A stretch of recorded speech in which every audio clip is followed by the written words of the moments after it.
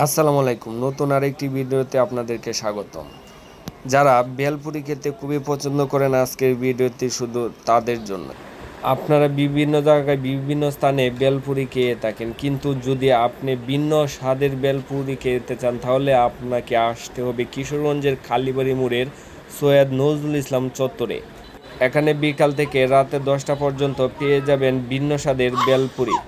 আপনি যদি ভুল করেও এখান থেকে একদিন ভেলপুরি খান তাহলে আপনাকে প্রতিদিন আসতে হবে এই ভেলপুরির স্বাদের কারণে। এখানে এক প্লেট ভেলপুরির দাম 20 টাকা এবং এক প্লেটে আপনার ভেলপুরি থাকবে 4টি। এখানে ভেলপুরি স্বাদের অন্যতম একটি কারণ হচ্ছে অন্যরা ভেলপুরিতে ব্যবহার করে বিভিন্ন প্রকার টক, কিন্তু এখানে ভেলপুরিতে কোনো টক দেওয়া হয় না।